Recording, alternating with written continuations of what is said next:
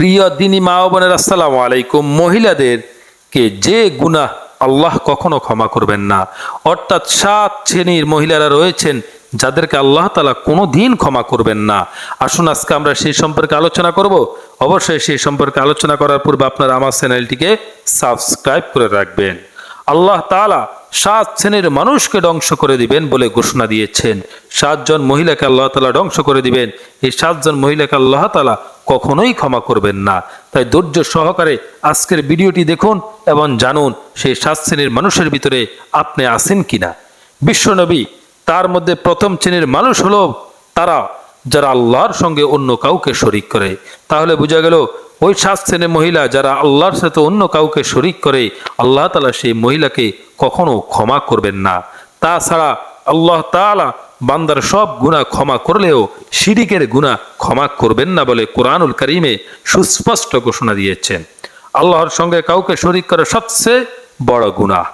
আল্লাহ তাআলা শিরিকের গুনাহ কখনো ক্ষমা করবেন না।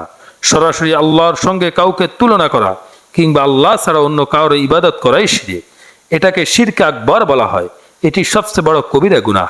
এই গুনাহের ধরন হলো এমন যে কোনো প্রকারের ইবাদত আল্লাহ ছাড়া অন্য কারো বা কিছুর জন্য নিবেদন করা, যেমন আল্লাহ ছাড়া অন্য কারো উদ্দেশ্যে বা নামে প্রাণী জবাই করা, প্রভু হিসেবে কাহারও ইবাদত করা। আবার যদি কোনো ব্যক্তি ইবাদতের কিছু অংশে আল্লাহ ছাড়া অন্যের উদ্দেশ্য করে থাকে তাও শিরক হবে। তাহলে শিরিক অত্যন্ত গুরুত্বপূর্ণ, অত্যন্ত মারাত্মক একটি গুনাহ। এই শিরিকের গুনাহ যাদের ভিতরে রয়েছেন আল্লাহ তাআলা তাদেরকে ক্ষমা করবেন না। আপনি একটি প্রাণী জবাই করেছেন আল্লাহর নামের সাথে অন্য কারো নামকে যোগ করে, এটা হবে শিরিক। নিঃসন্দেহে আল্লাহ তাআলা তার সঙ্গে শিরিক করাকে কোনোদিনই ক্ষমা করবেন না। তবে শিরিক ছাড়া অন্য গুনাহ যাকে ইচ্ছা ক্ষমা করবেন। আর যে লোক আল্লাহর সঙ্গে অংশীদার সাব্যস্ত করে সে যেন অপবাদ আরোপ করে।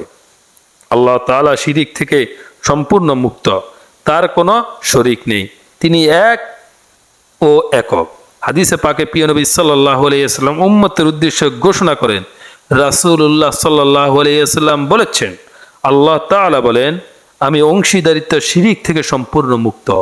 যে ব্যক্তি কোনো কাজ করে আর ওই কাজে আমার সঙ্গে অন্য কাউকে শরীক করে, আমি সেই ব্যক্তিকে তার শিরকে ছেড়ে দেই।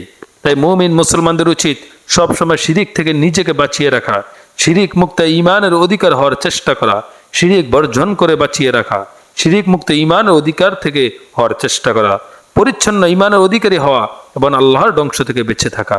বেঁচে থাকতে অবসরে বেশি বেশি এইভাবে বলতে হবে, আল্লাহু আল্লাহু রব্বি লা উশরিকু বিহি শাইআন। হে আল্লাহ, আল্লাহ তুমি আমার প্রভু, আমি তোমার সঙ্গে কোনো কিছুতেই শরীক করি না। তাহলে শিরিক যারা করেন তারা এই কাজটি ছেড়ে দিবেন। একটি কাজ করার কারণেই আপনি জাহান্নামে চলে যাবেন। আপনার কোনো সওয়াব হবে না, আপনার কোনো আমল কবুল হবে না।